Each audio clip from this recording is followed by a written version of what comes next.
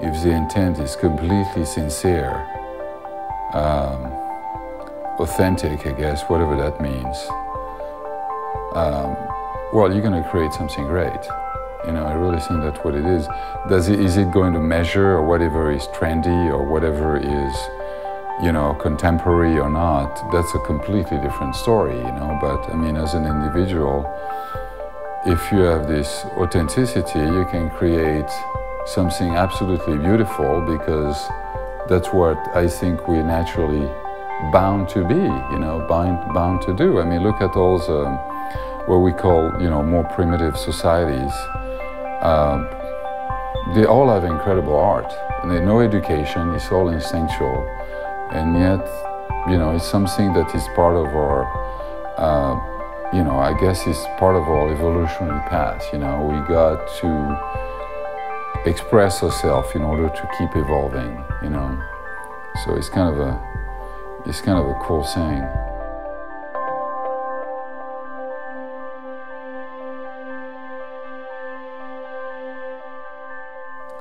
But I think I always had a vision that never really took in consideration level of complexity. It was just what I wanted to do. In hindsight, yes, a lot of the work looks very detailed, very complex, you know, things like that. But in the same time,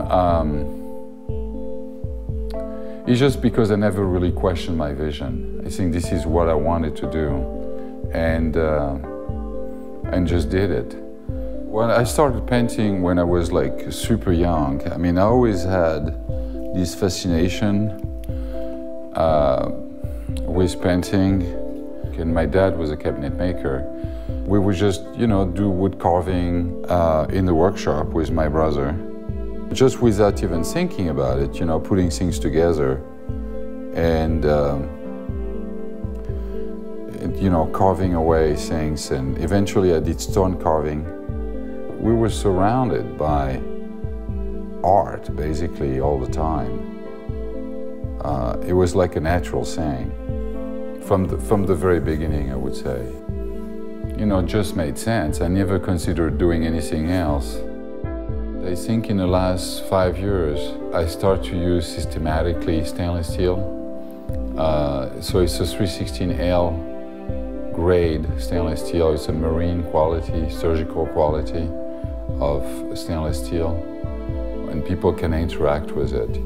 You know, you can actually touch the sculpture and not affect them at all. You can create really interesting, you know, reflection of the environment within the sculpture. Well, it's a sense of flow. I call it the flow theory because, you know, you have this idea of the creative flow, you know, the flow of the river or the flow of elements, you know. Here, with this process, you can see things happening in front of you, and you become the observer of your own creation, you know, which is it's a great feeling. What I did with this piece is called Never Ending, and it's based on the concept of the Moebius ribbon, where you have an infinite surface. So in this case, it would be outside become is outside, all in the same time. You know, they are like in opposition, yet they create a loop.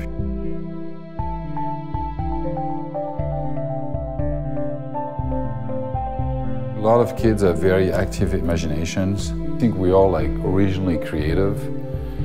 The difference is that I never stopped. This is the idea of intent, you know, what do we do things? And I think my intent was just a natural thing. It just came to me, and it was, you know, some people call it talent or a gift or whatever it is. But the reality of it, I had something that I felt was the right thing to do for me in my life, and that I really have to say, you know. And a lot of the things I do are based on sensation, are based on motion. I love to play with colors. I think they evoke a lot of things.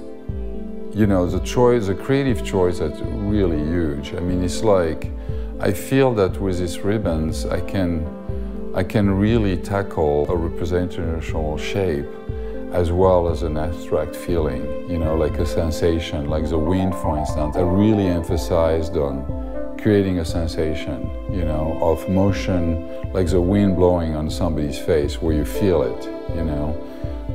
This opposition, you have this really kind of hardcore metal, and yet you can create a whole range and subtleties of emotional state and sensations and all of these things. And the ribbon can, you know, basically follows a creative mood of the moment, you know, like an instrument that can express several range. And that's been my quest, you know, how do I keep expanding creativity and learning new ways to express things, you know.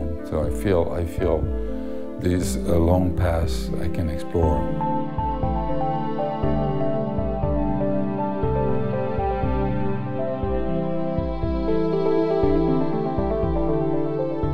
We're doing a recast about this piece, and it's basically a refraction line, you know, and it's all about the idea of souls, the flow, you know, where you have all the ribbons, you know, forming the face, and that's an exact mirroring in the back. As you turn it, you know, this is kind of a representation of the tree of life, but, you know, except that it's the same branching system. And here's represent the roots that you know basically under the water and represent the growth of the tree.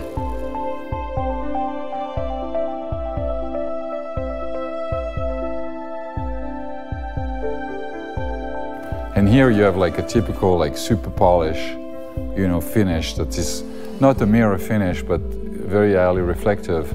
But what I like is like the idea of the grain here, where you kind of polish the edges a little bit, so it kind of creates a kind of relieved edges, and it's slightly reflective. Like right now with a beautiful sunny day like that, you got the entire surrounding without really seeing it, that is reflected by the sculpture. So I really like that. I feel that I can simplify and streamline the process even more by creating more abstraction. So the human face or the human torso, I guess, like I've been using, just become an excuse to create some line, you know, lines. It's like this piece, for instance, I'm trying to have a much more simplified background where it's just really about the brush strokes. You know, it's almost like down back to basic, but there's much more significance in it because this is where my vision of what I want to create is. So I start to see it differently, you know. This series, for instance, is, I want to call it scent. You know, like it's a celebration of the feminine beauty, or where I'm using, for instance, iconic female figures, and yet I place them in my own context. And again, you know, it's like I place them in my world, but what it is, I don't know. It's my own individual expression. And I'm trying to express a sense of scent, a scent of women, you know, this, what makes them beautiful. This is like a perfect medium because I can use these really bright colors, and I can use, like in the line of the flow theory, you know, all of these kind of flowing lines and, you know, random shapes. That seems to be random, you know, but I guess when I pen them, they just make sense. So there is a part of it. What is it that I'm doing? I don't really know. I mean, it's almost like an instinctual thing. The problem I think that's confusing in our society, maybe for artists, is that you got this ambivalence of, you know, the media, what is seen or not seen, and trying to work in some, you know, directions versus working on what is, you know, real to you, you know. So, and a lot of things falls into the crack, you know, that's unavoidable. And I think a lot of talent go to waste because of that. You know, there's a lack of like valuing the, you know, the original intent of what we really want to do. But who knows, you know? I don't really know, so. you know, people talk about technique and, you know, all of that, sure. But, you know, in the same time, techniques, it's a little bit like grammar. You know, you need grammar to be able to write so that it's recognizable to other people. So somehow it has to fit in a format where, you know, it's recognizable. But that is also put in question all the time. What does it mean, you know, to be recognizable? As long as you got something to say,